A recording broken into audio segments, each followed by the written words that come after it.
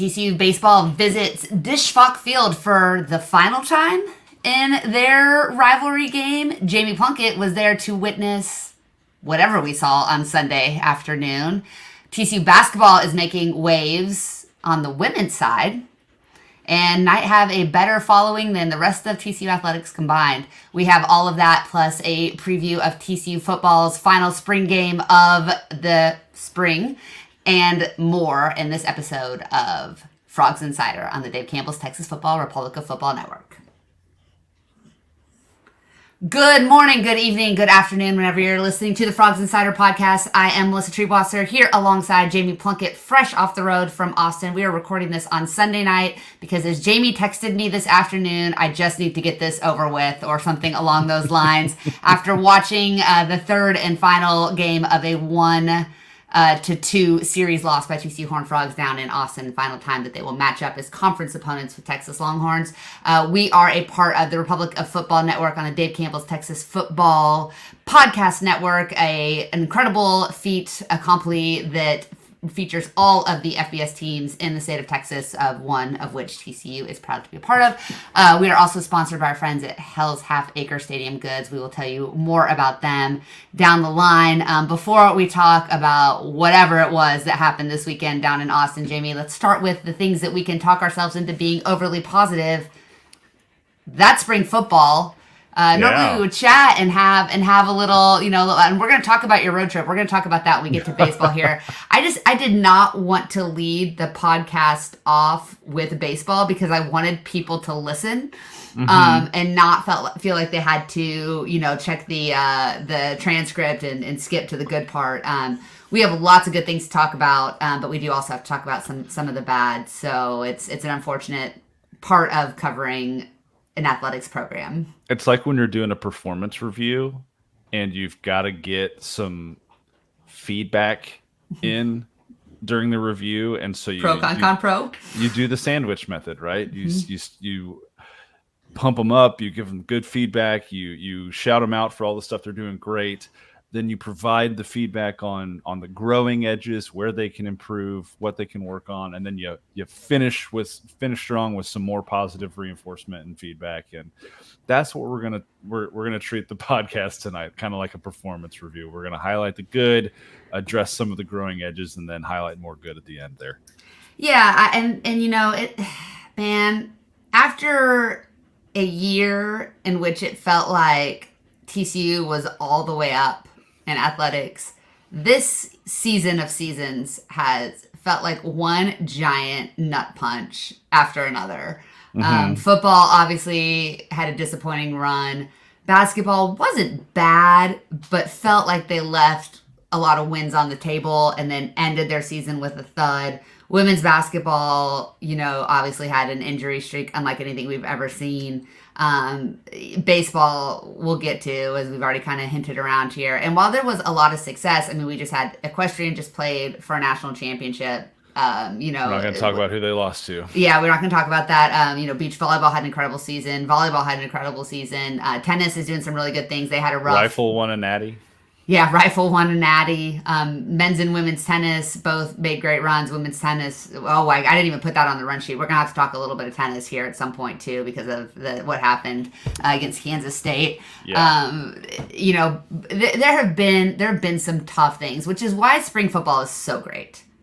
Because nothing that happens necessarily means anything for what will happen. So you could easily start talking to yourself into bounce back year. TCU is going to be super competitive in the new Big 12. We've seen a lot of good things out of this new look defense and Andy Avalos. It seems like there's a lot of reason for hope and optimism, but every time we get a little piece of hope, we get kicked back down. Josh Hoover out for the spring. Okay, that's all right. Defense is looking good. Wow, this defensive line has some depth. Dominic Williams enters the portal. Okay, where do we go from here? And I wanted, I dropped this in the run sheet, but our pal Mike Craven over at Dave Campbell's Texas Football he spent some time up in Fort Worth, had a great piece on the website about TCU's look. And I reading over that, even with the loss of Dom, I think got me kind of back hyped about what this team might look like in the fall.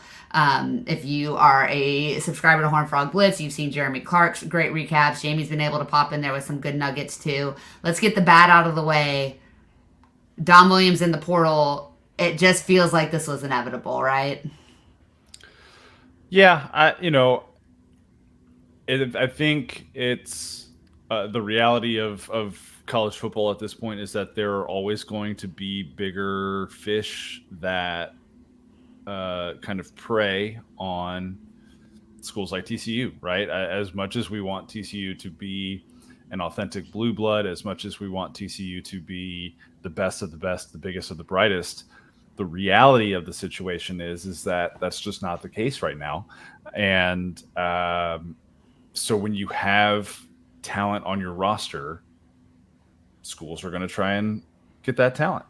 And we've seen so many players from across the country enter the transfer portal. In reality, blue bloods aren't even immune to losing players to the portal in football or in basketball. Right now, we've seen the absolute chaos of the college basketball portal has been astounding to me.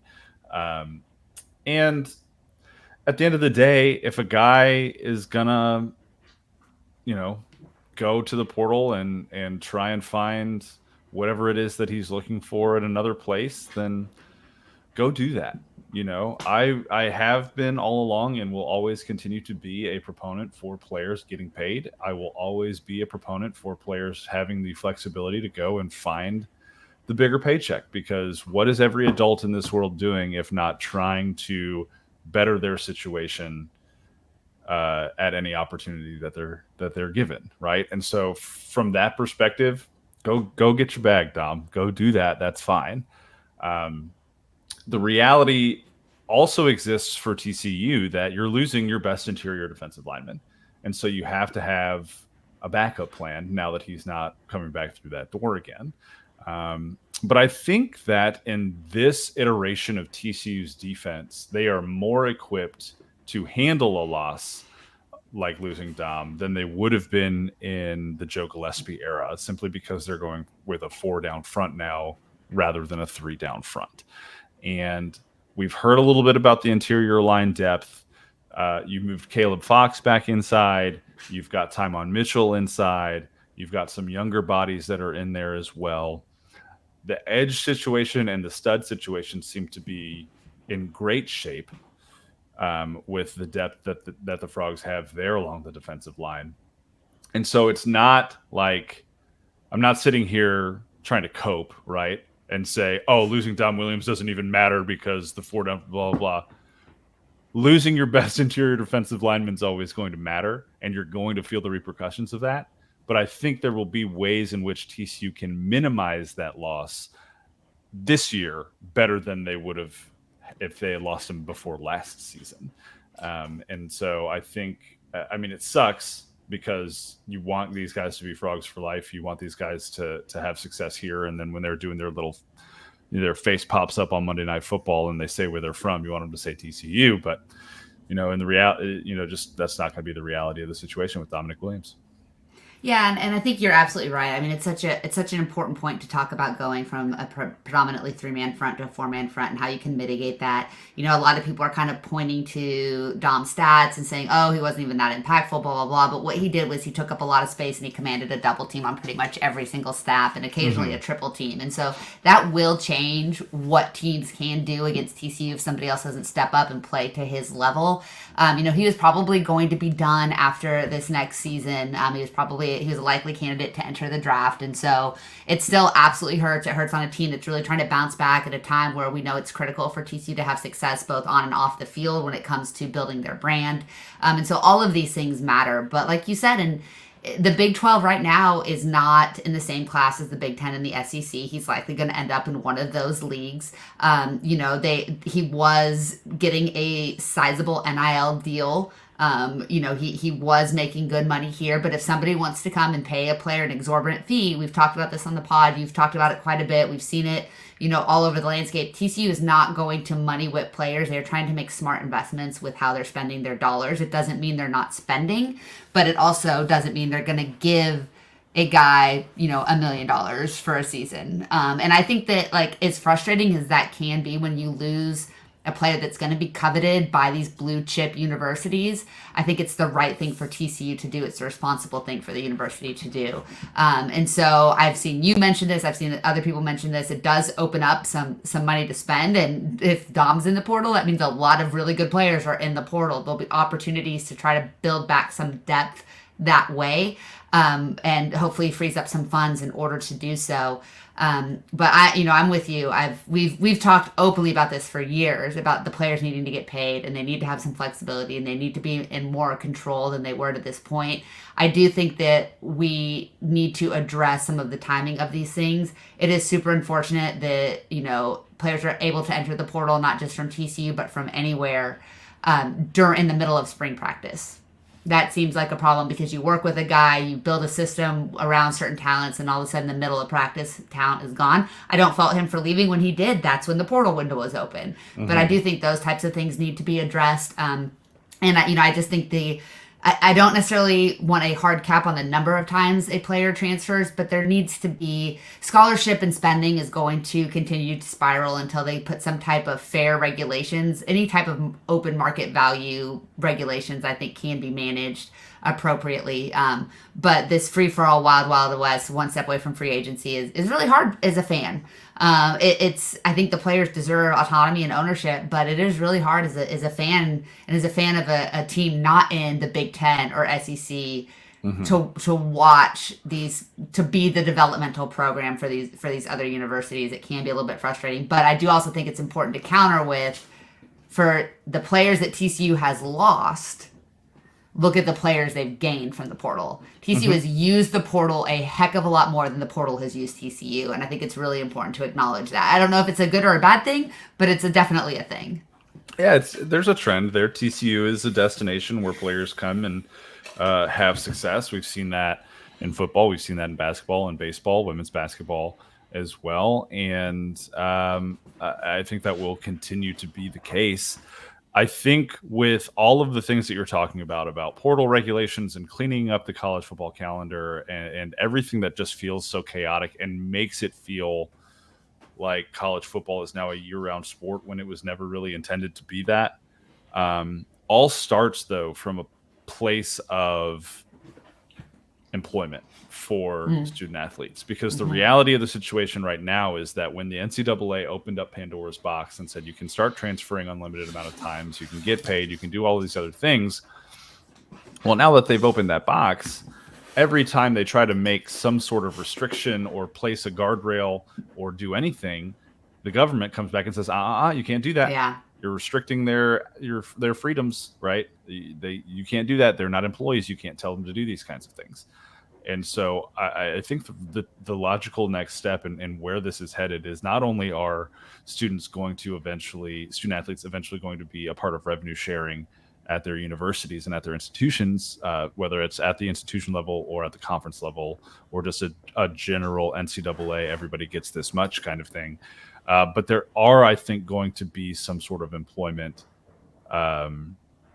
qualifications for student athletes at some point in the next 3 years, maybe even sooner. And that will allow universities to put clauses in contracts, and there will probably be some sort of standardized student athlete employment contract that says, maybe there's a buyout if you have an NIL deal, or if you forego, if you want to enter the transfer portal, you forego your revenue sharing for the duration of your time at your current university, whatever it might be. Or if you sign a 2-year contract with the school, you cannot enter the portal until that time is done unless you buy back your NIL contract. Whatever it might be, there are bridges that need to be crossed still that will clear the road for all of the chaos to start to fall into order. Mm-hmm. But there are like 4 major court cases that are happening at the federal level right now that have to be resolved first. And however long those take, which we know how the government works, like however long those take, that's how long it's going to be until all of this stuff gets sorted out. At the end of the day, I take comfort in knowing that players will continue to be compensated, because that was why I was banging the drum in the first place, was players should be paid. These institutions and the NCAA have been making billions and billions of dollars off of the back of the labor of 18 to 22-year-old student athletes for 100 years. A lot of those student athletes who are students of color, and they should get paid for that work. They should get paid for that labor. They should be able to move freely to a place where they feel like they have the best opportunity for success, just like their coaches have been able to do for the entire life of sports. And universities should have an opportunity to set some guardrails on what can and can't happen, not only from a liability standpoint, but also from an employment standpoint. And so I think we're going to see a resolution or some framework for one, but if it doesn't happen in the next 3 years, this is just going to continue to be as chaotic as it has been, if not more so, until there is that resolution. One thing that you brought up was the calendar, the recruiting calendar, the college football calendar. It's something Sonny Dykes started talking about during the run to the national championship. And I think that you could say it's not a cop-out because he was talking about it during the run, not just after the run. And one of the things, I'm not sure if you've been covering baseball and doing a million things and you have children and all of this, but I don't know if you've had a chance to read Craven's piece yet, but one of the things... It's great. Yeah, and I would tell everybody... Don't be mad at me, Mike. I will read it. Hey, Mike, I'm texting him right now and be like, JB doesn't support your work. He knows that's not true. I said he knows you don't. Mike, it's not true. Mike, it's not true, we promise. But one of the things that Sonny talked about was how much fatigue that team had after that 2022 season and the run and the extension of the season, how late things went, how they had a couple of days pretty much, and then it was time to start spring football. And, again, it didn't read like he was making excuses for last year. He owned up to that was not an acceptable performance by him or his program. But that there was a hangover after that season. And so they felt like they never got a chance to kind of sit and catch their breath and prepare for the next season. And it was obvious from game one that they were not ready to start that cycle all over again. And so I thought that was interesting. I think that, again, if we want to spin zone some things, that maybe not making a bowl game wasn't the worst thing in the entire world from the fact that they did get to kind of reset their timeline a little bit. And they went into spring much more prepared, much more physically ready to participate at a high level. That being said, there have been a lot of guys in red jerseys, but spring ball is spring ball. Savion and some of those older guys that are in their 30s basically, like they don't need to be doing a lot during spring. It's fine. Yeah, it's fine. But I thought it was interesting, just to see Sonny has been one of the biggest proponents of trying to get that calendar like in a cycle that makes sense. And as we see more and more high level college coaches leave for professional football because weirdly the time constraints are less, I think it's something that the NCAA or whoever ends up being the governing body of the sport is going to look at more seriously. It's not a plague yet, but I do think the calendar in itself is a plague for college coaches. I do want to say this just as a side note. Some coaches are leaving the NFL or leaving college for the NFL ranks because you don't have to recruit. You don't have to do all this other crazy stuff. You get the schedule is wildly different. That will always happen. That will always be the case. Yeah. That has always been the case.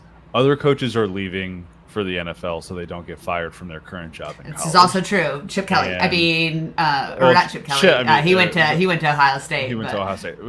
The Boston College guy. There are a lot. There are coaches who are going to chase opportunities at the NFL level because that's where they want to be. There are others who are going to say they left college for the NFL because of the chaos of college football, when in reality that person was probably not going to be at their current place of employment much longer, and they were looking for an out anyways. So there's always going to be a lot of movement among coaches for a lot of reasons that we don't necessarily always know the whole story behind. True. Yes. Nor do we need to know every detail of everybody's life. Just go get the job you want, really, at the end of the day. Exactly. That's really what matters. Craven also talked about, mentioning that Josh Hoover is the unquestioned starter. I don't think that's a surprise to anybody, but it is interesting for Sonny Dykes to be, so direct in that. And again, I think that we knew that based on how they recruited the quarterbacks in the portal this year. I don't think that comes as any type of shock. He talked about the rave reviews that Cam Cook is getting at running back, but that mentioned it's something that I know a lot of fans have been wondering. They are not opposed to taking another running back in the portal. We've seen a couple offers go out. The kid from Arkansas, I believe, got a TCU offer, and I think there have been one or two others that have at least listed TCU as schools they've heard from. And so, again, I think that I'm really excited about what we've heard about Cam Cook. I would like to go get another experienced piece in the portal that can contribute, because that's a position where we saw last year and we'll continue to see, we're going to see a lot of snaps for probably 3 different guys, no matter who they roll out there. And with the offensive line still being a work in progress, I would rather have depth at a position where the offensive line is responsible for how much a guy gets hit.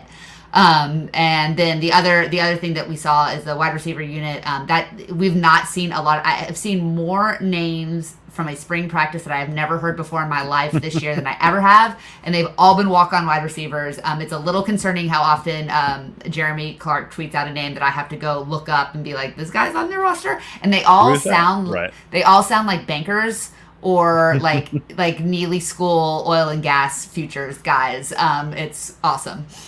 Yeah, I mean, that's just the nature of spring ball when you got some older receivers who are a little banged up, having maintenance days, those kinds of things. The reality is that when push comes to shove and we get rolling here in the fall, you're going to recognize all those names of the guys who are getting reps with the 1s and the 2s. And this is why a couple of weeks ago on the pod I said there's only so much we can glean from spring football, so let's lean into hope. Let's lean into the positive stuff that we hear, but let's not try to overanalyze. Oh my gosh, Haas Haney went 5 for 5 with the 2s. Yeah. Why isn't he running with the 1s more? Or, oh my gosh, our defense recorded 3 sacks today. What's wrong with the offensive line? Let's just enjoy the fact that there's football to talk about. Take it for what it is, and know that when the season starts in August, when fall camp starts, let's fully dive in with both feet and just get into the nitty gritty. Yeah. But for now, it's just spring football, and we got a spring Frogapalooza thing that's coming up in a week, and it's going to be pretty cool. And that's it. That's all we got to do. So you mentioned Frogapalooza. It's awesome they're building a party atmosphere around the spring game, because spring games are inherently useless. But it's open to the public. It's fun. It'll be a great atmosphere.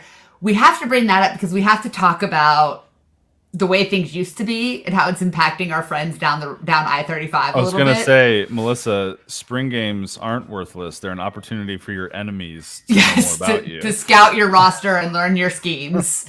If you are a TCU fan and you are online at all, you absolutely saw that Baylor is closing down their practices and not running any of their stuff and not putting anything on tape and not having any film and not broadcasting because of how many TCU players or TCU fans immediately reacted to the Gary Patterson effect. It was an outstanding little bit of kind of a throwback, a little nostalgia for all of us that have loved TCU for a long time, to see that Gary has gotten in Dave Aranda's ear, because they've been broadcast, they've had cameras around previously, and Gary gets down there and right away they are shutting that ish down, and it just made me giggle. It made me giggle, and then I threw up in my mouth a little bit when I saw he was playing music to raise funds for Baylor NIL, but overall it was just kind of like I remember those days well. Yeah, I think that even following the 5-7 football season, where it felt like everyone was trying to, everybody was pulling their hair out and people were having hard conversations, and obviously there were coaching changes and some other changes, and it's never fun to experience all of that. But the reality is that the access never wavered, right? What is happening in your office right now? Bauer decided this was the appropriate time to get his loudest toy. Dope. And shout out to Bauer for always bringing main character energy to the podcast. If you don't have a wobble, wag, giggle ball, though, I'm just telling you right now, it is the worst and best possible toy you can get your dog. Let me see if I turn to noise canceling. If that, nope, you can still hear it. Awesome, that's good. He's getting after it. Yeah, listen, I've consistently over the last couple of months made sure that I have had the worst audio quality where I'm recording from, whether it's the bowels of an arena and ahead of a playing game, whether it's my Bauer and his main character energy. Also, I took this dog on a 30-minute walk right before I sat down to record to wear him out so he wouldn't do this. That doesn't mean nothing. Anything. Means absolutely not at all. Nothing. No, of course not. Oh, yes, I remember what I was talking about. Even in spite of all of the disappointment that came with the 2023 football season, the access never wavered. Yeah. And I will credit Sonny for sucking it up when you know he didn't want to, when you know it would have been easier just to close things down and shut things off and go dark, right? He sat there at that podium for 30 minutes plus every single week during his media availability. He answered the hard questions. We were still allowed to see a little bit of practice almost every week. Like he never pivoted away from that main pillar that he brought with him over from SMU, which was, this is not my football team. This is TCU's football team, and TCU's fan base deserves to know what's going on. And I will commend him for that, because I think in a prior era, we would have all been very familiar with already not having a ton of access. Yeah. And then, hey, we got nothing to go on but speculation. Yeah. And maybe 15 minutes of a press conference on a Tuesday morning. And so credit to him and credit to his staff for, keeping the doors open for people to ask the hard questions, because there were a lot of hard questions. And if things don't go well this year, there will be even more hard questions. Yeah. And you can tell that that's something that he truly believes just by the way that he worked through last season. And then this spring, nothing's changed as well. He's been as open as ever. Sonny has no problem talking no matter what's going on in his program, and I respect and appreciate that about him quite a bit. You know what else I respect and appreciate, Jamie? Do it. Bring it. Our friends at Hell's Half Acre Stadium Goods, and not just the designs that they produce consistently, but the quality of those designs. I have a hoodie from Hell's Half Acre, a frog ball hoodie that I absolutely love. It's one of the best hoodies I own. I have a couple of t-shirts, and it's just the quality of materials that they use. I think that we've seen so many places kind of start to skimp out overall on quality, and you hear a lot of complaints online. I mean, we can talk about, one of the biggest brands and what they did to Major League Baseball uniforms and how that's been a downgrade. And so we see it all over, but Hell's Half Acre Stadium Goods has not fallen victim to that. They have some of the best and most creative gear available for TCU fans. They do not just stuff to wear like hats, shirts, sweatshirts, quarter zips, but also stuff for your tailgate, koozies, flags, glasses, a little bit of everything. And they're a great supporter of TCU athletics and TCU athletes. I know we both own quite a bit of Hell's Half Acre goods. Yes. You've got a rope hat back there, I think, some other great things. There's quite a bit. Most of it's off screen at this point, but I do have quite a bit. Yeah, and we want to support the people that support TCU. We hope you'll support people that support us. As Jamie always says, if you make an order from Hell's Half Acre Stadium Goods, drop them a little note in the comments. Tell them that Jamie and Melissa sent you. Go to hellshalfacresg.com. Check them out. They, have been doing some really cool stuff during baseball season. Hopefully TCU gives them at least one or two more reasons to celebrate. They have a new shirt after every sweep. It's been a while. But we've gotten some good one of those. We'll talk about that as we lean into it. But I do think they have some of the best baseball designs that you can get from anywhere. There's so few baseball options, and Hell's Half Acre seems to really get what a critical pillar of TCU athletics, TCU baseball is, which is why this past weekend, segue us. Let's do it. It's been such a disappointment. We talked about it earlier. Just what a gut punch of a year this has been for TCU fans when it comes to sports. And after giving us some signs of life last weekend and winning a series against Texas Tech at home, they go on the road to Austin. It's the last time they'll play Texas in Austin as a conference opponent, potentially the last time they'll ever play Texas unless they meet up in a a non-conference game or a regional somewhere down the line. And after a stellar Friday night, they put 5 runs on the board. Peyton Tolley, just another human performance, doing incredible things. The wheels completely come off Saturday, and the offense just apparently went home early Saturday and Sunday as TCU manages just 1 run over the next 2 games. The pitching performance on Saturday, the starting pitcher Saturday and Sunday both struggled. Louis Rodriguez and Mason Bixby combined to pitch just 3 innings in their 2 starts, which is concerning. The bullpen was freaking awesome. Mm-hmm. I added it up, just 11 hits and 2 runs across 17 innings, but the fact that they had to pitch 17 innings is of concern. And once again, the offense just frankly didn't show up. You were watching Friday and Saturday. You were down there earlier today on Sunday. Jamie, where do we go from here? That's a great question. So part of my criticism to this point has been that, and I don't know if I've ever said it explicitly in the podcast, but I've written about it a little bit over at 24/7 Sports. The lineup until this weekend had changed every single day, either in personnel or order, from the first 2 games of the year when they had the same lineup until the 3 games this weekend that all had the same lineup. There was never a back-to-back day where the lineup was the same. That seems bad, Jamie. And it's not inherently bad. It's not inherently bad. It tells you a couple of different things, though. It tells you that the coaching staff is trying to find the right combinations of guys to provide a spark, to get things going, to try and string hits together. Because the hits have been coming here and there, but the reality is that they're not always timely. Like it means one thing to lead off the inning with a single, but if the next three guys get out, it doesn't really matter. It's a hit, but what did it get you? When you've got the bases loaded in the 7th inning, for instance, and you can't get a hit, then the same guy comes up and can't get you a single. Okay, well, then that's more problematic than, not getting a single when there are 2 outs and nobody on. The Frogs were 3 for 20 this weekend with runners in scoring position. I'm getting ahead of myself a little bit, though. I do want to talk about this lineup thing. When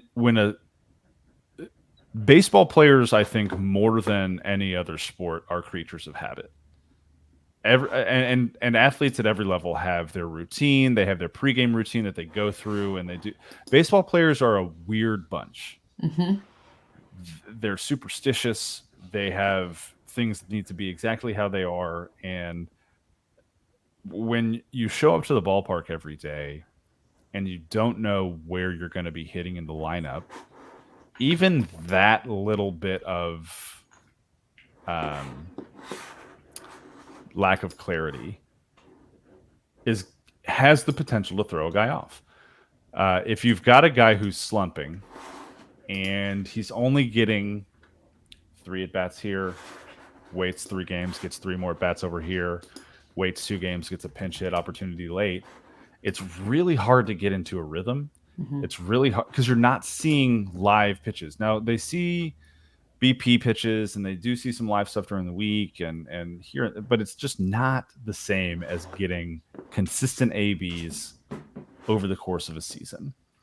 Now, I want to ask you, Melissa, off the top of your head, who has been one of TCU's most consistent hitters this year? Luke Boyers. Luke Boyers has consistently hit in the 5th, 6th spot in the lineup over the last month of the season. Yeah. He's been in the middle because that's where he exists. That's just been his spot. And he's been one of the most consistent hitters on the team. 5 or 6. He can come to the ballpark every day and know I'm probably hitting behind Curtis Byrne, and I'm probably hitting about 5th in the lineup. Who's another pretty consistent bat on the team? The list gets a little bit. I mean, you start going into. Oh God, like, and it feels. I'm gonna give you the name. I was gonna say I just lost his. Who's been the leadoff hitter for the last month and a half? Chase Brunson. Yeah, it's been Brunson, right? Yeah. And his on base percentage, I believe, over that time that he's been in the leadoff spot is close to 500. Whether it's walks, hit by pitch, or hits, he's been in a consistent spot in the batting order, and he's producing. Not as much as you'd want, maybe at times, but he's producing nonetheless. He's also playing great defense over that span. Yeah, he's definitely, he had some struggles defensively early, but he has been really solid down the stretch. He's growing into the game. He's a freshman. Sarlos likes to say by this point in the season, they're not freshmen anymore. Yeah. The guy's got almost 200 at-bats under his belt. Yeah. He's a college baseball player. He's basically a sophomore at this point. And he's growing into his game. My issue is not that they're not hitting, right? It's trying to find the root cause for why they're not hitting, and I think some of the chaos of the lineup has probably been a reason for that. You can take that reason away though this weekend because they rolled the same lineup out there for all 3 days. They gave you 5 runs on Friday, needed 2 in the top of the 9th to get you to 5, but they got you to 5. None on Saturday. Brutal day Saturday at the plate. Yeah. And then 1 run on a Sunday where, the wind was blowing in like 25 miles an hour. Nobody was going to hit one out of the park on Sunday. A few guys tried on both teams. Texas was lucky enough to keep the balls low so that they reached the wall. TCU's all got up in the air and just got hung up and died. And the challenge though is how do you overcome some of these field conditions, wind conditions, whatever? Because Texas did. Now they only scored 2 runs on Sunday and they only had 5 hits, but they took advantage of walks. Their hits were timely, right? In the second inning, when Mason Bixby's command was wavering a little bit and he walked a pair of guys and ended up getting pulled, they didn't leave those guys on base. They took advantage. Cole Klecker, the first guy that he faced, hit a double to the wall in left center, scored those 2 runs. Yeah. Klecker got the next 2 outs to get out of the inning, but the damage was done at that point. Meanwhile, TCU can't find a way to consistently get those hits in big moments. I will also say this. I said it before we started recording. I struggle to remember a stretch where certain guys are hitting the ball as hard as they are directly at people. Like Carson Bowen on any other weekend, when he's swinging the bat like that, we're talking about a guy who just went 6 for 10 at the plate with a pair of home runs and a couple RBIs. He hit 2 balls on Saturday night that were over 105 miles an hour off the bat, and they were both outs. And sometimes baseball's just unlucky. And so there's this combination of unluckiness and not executing in big moments that is plaguing TCU at the plate right now. And it's led to just 27 runs in the last 11 games, which for those mathletes at home, that's less than 2.5 runs per game. And that's just not going to get it done. And the opposite effect that has too, the kind of another effect that has is when you're not consistently scoring runs, pitchers have that in the back of their mind that they have to be perfect. And that's when the pitching starts to waver as well. Peyton Tolley, and not just Peyton Tolley, I'm not saying this because I know this about him, but Peyton Tolley, when he's out there on the mound, is probably thinking, man, they got me 1. I might not get another. Jeez. So let me go just try to protect that 1 run as best I can. Mason Bixby, when he was out, he got 1 run in the top of the second and probably was thinking, I got to be perfect. I got to protect this lead. Gave up 2 runs. It almost felt like he had given up 8. It really did, because you had to ask, can they get you 2 more runs today? And the answer ended up being no.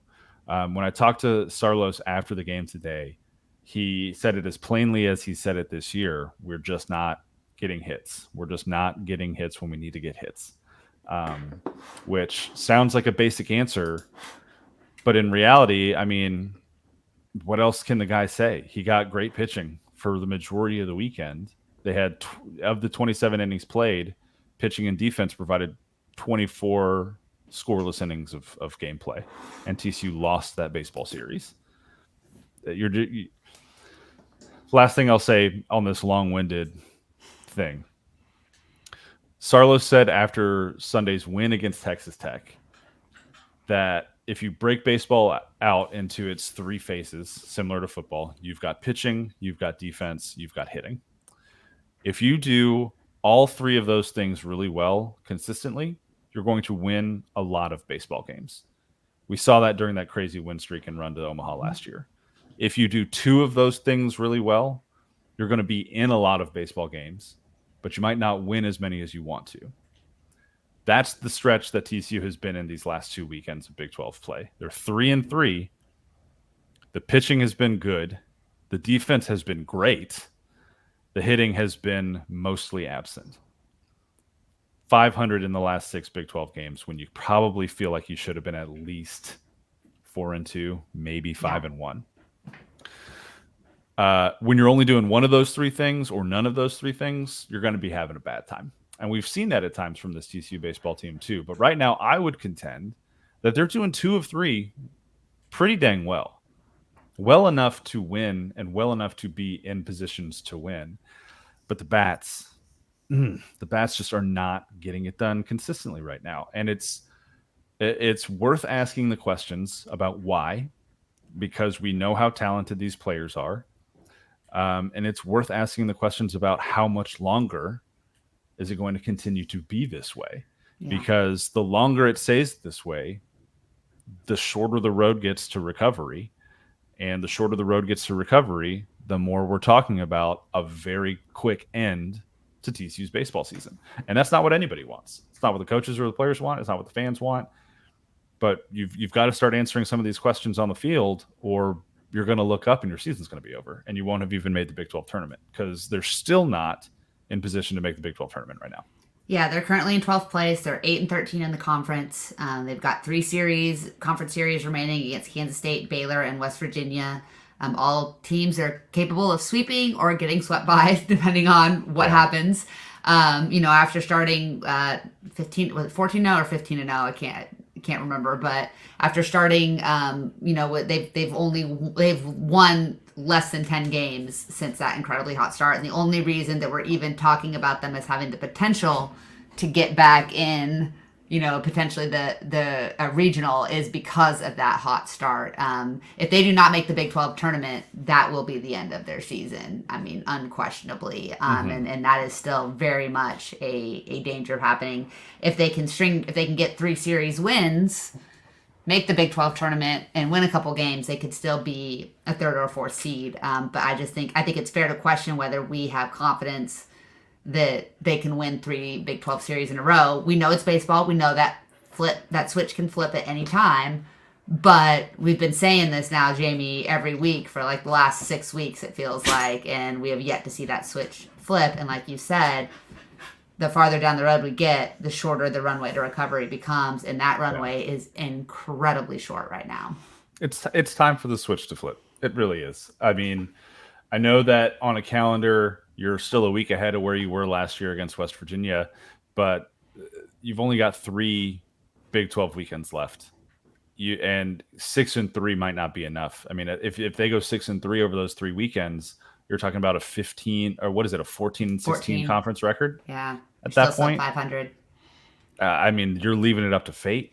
At that point, you probably got to get a sweep out of one of these weekends, and you're going to need a lot of help from somebody else. So, I mean, you got to flip it. It's time. It's time to flip the switch, because that weekend against New Mexico State down the road is not going to do you any kind of good when it comes to making the Big 12 tournament, and that is the rest of your season kind of hinges on that at this point. And you got DBU coming up on Tuesday, so the midweeks aren't going to do you any favors from here on out. And nor have they done you any favors the last couple of weeks, because they've lost a couple of those too. Yeah, it's a tough spot. I think that Kirk almost set himself up for failure by making that miracle run a season ago.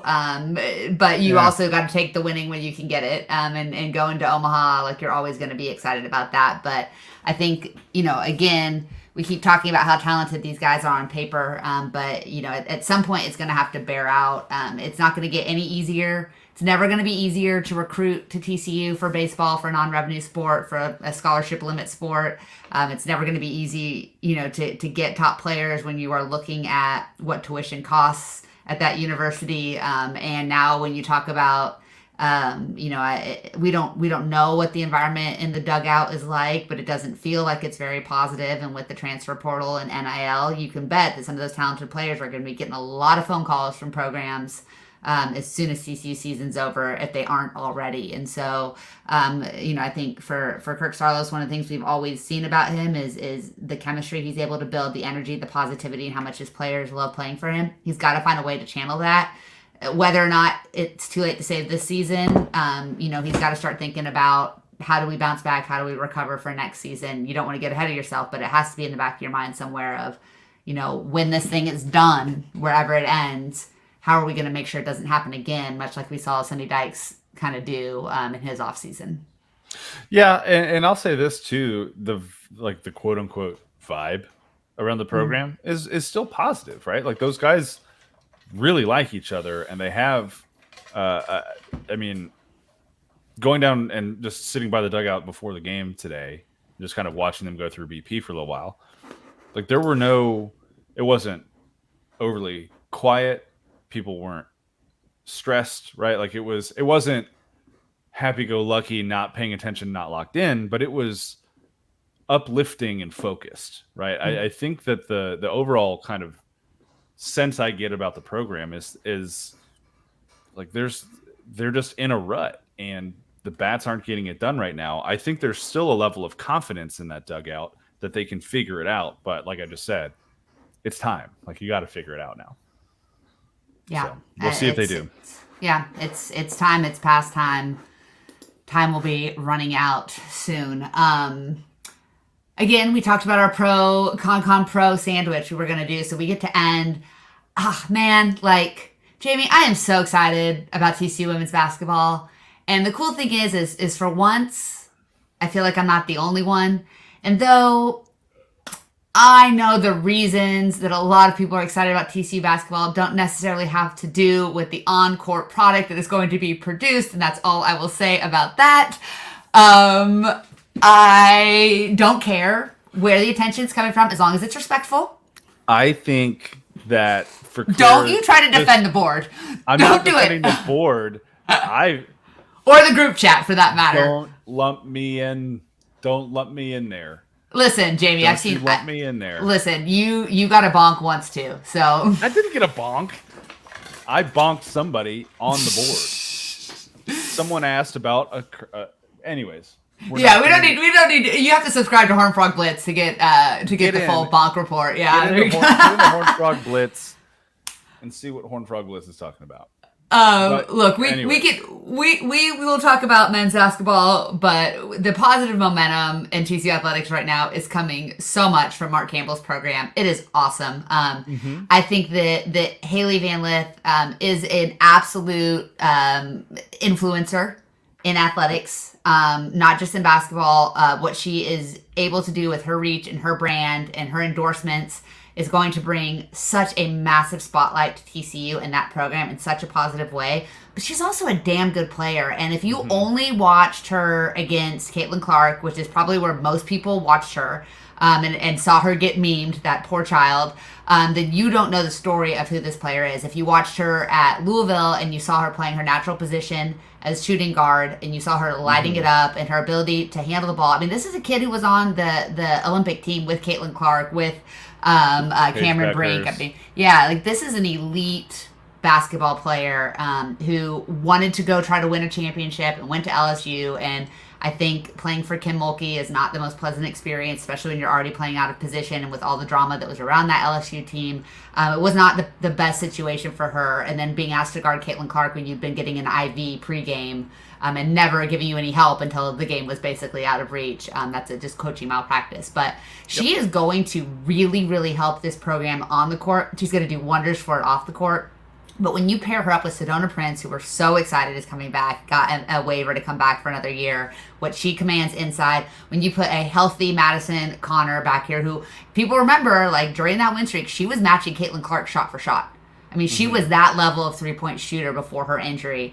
And then some of these other pieces, and now you lose Haley Cavender, which is such a bummer. But you go and get Maddie Scherr from Kentucky, who is an exceptional point guard too. What Mark Campbell has done to rebuild this roster that he already had to rebuild on the fly a year ago is absolutely unbelievable. And this team, if they can, Lord help them stay healthy this year, has a chance to not just be one of the most interesting teams in college basketball, but potentially an elite team that can make a run deep into March. Yeah, I think just with the product that they have now, and they still have 6 open scholarships left. Yeah. Women's basketball gets 15, men's only gets 13. But with the open spots they have left that they're still going to go out and fill in the portal, I mean, right now, as is, the roster is an NCAA tournament team at the very least. Probably top 4, top 5 in the Big 12 level team. Now you talk about, okay, well, what do they still need? They got another scorer off-ball guard who has a little bit of point guard experience in HVL. You've got a true point guard in Scherr, who's coming in from Kentucky as a graduate transfer. She's got 4 years under her belt. She was recruited to Oregon, her first school, by Mark Campbell, right? They had 1 year of overlap there before he left for Sac State. So he's already got a little bit of a track record with her. And then you can say, okay, well, we're bringing back Agnes Eminopu, which is massive. We're bringing back Sedona Prince, which is massive for the front court. Aaliyah Roberson's coming back, massive for the front court. Could probably use a true backup center. That would be good to get maybe a younger body out of the portal who's a backup center. You could probably use a younger point guard who's going to be coming in maybe to have a few more years beyond just 2024, 25 to fully take the reins from Scherr once she graduates. You know, there are opportunities now to portal some kids who have multiple years of eligibility so that you can start to bring in the next step, which is continuity, right? We saw with Dixon, the first time he really overhauled his roster via the portal, he got a bunch of people who had multiple years of experience: Jacoby Coles, Micah Peavy, Emmanuel Miller, Xavier Cork, and he built a core that he could have for multiple seasons to stabilize the program, elevate, and then stabilize and provide some continuity. We've seen the elevate part from Mark Campbell, and now we're seeing him try to kind of execute the continuity part, which is much more challenging, I think. And Sonny Dykes talked about this after the national championship run, which was, hey, you can get to the mountaintop once, but the next question is, how do you stay at the top of the mountain? And so we're starting to see this climb from women's basketball with some of these really fantastic additions. And now the question will be, how can Mark Campbell build a sustainable product that will continue to win year over year? And so I think that's where he kind of pivots next with these open scholarship spots, is starting to bring in some folks with multiple years of eligibility so that they can learn from some of these super seniors and then kind of carry on the tradition from there. You know, I've seen a lot of people talk about on Twitter and other places about, oh, what kind of bag did they throw at Hailey Van Lith? What kind of money, like, are we wasting money by investing, you know, NIL dollars in women's basketball? And I want to say kind of two things on that point. Number one, Hailey Van Lith does not need TCU's women's basketball NIL money. I'm sure she got something with Adidas. Yeah, that woman is doing 100% completely fine on her own, and she will be successful as a WNBA player or as whatever she wants to be in life. She gets it. Like, this is an incredibly intelligent, really good athlete who is capitalizing on her marketability in a way that I like super respect and admire. Number two, if they did throw a bag at her, I think it's short-sighted to say we should be throwing all of our money just into football, because yes, football does get the biggest eyeballs. Yes, football is the biggest driver, but Mark Campbell gets it too. And what I think people need to understand is this is women's basketball has come to a crescendo right now, and it is at its peak popularity, but I don't think it necessarily has to be done. I think people are afraid it's going to completely fall off the cliff with Caitlin Clark having moved on to the WNBA, but I think it's really potentially just getting started. What players like Sedona Prince did in arguing for equal treatment for the women's players that the men receive in the NCAA tournament, getting that rebranded for the women's tournament as the NCAA tournament, was not known as March Madness prior to, I think, 2 years ago. What we've seen players like Caitlin Clark and Angel Reese do in elevating the profile of the game and making those games must-watch TV, getting them to networks, getting them to ESPN, getting them to the stations people can find, that's not going to go away. Not only getting them to stations people can find, but starting to outdraw Yes. Oh, like significantly outdraw. Parallel programming. Yeah, not just outdraw, parallel programming. That women's national championship game outdrew Sunday of the Masters. It outdrew multiple NFL games this past season. It outdrew any NBA playoff game that we've seen to this point. It was appointment television in a way that women's sports don't often get to be. And it's not just because of Caitlin Clark and Dawn Staley. It's not just because of the individual matchups. It's because for the first time, the networks finally wised up to, if you build it, they will come, and promoted women's basketball with the same fever and vigor that they promote men's athletics.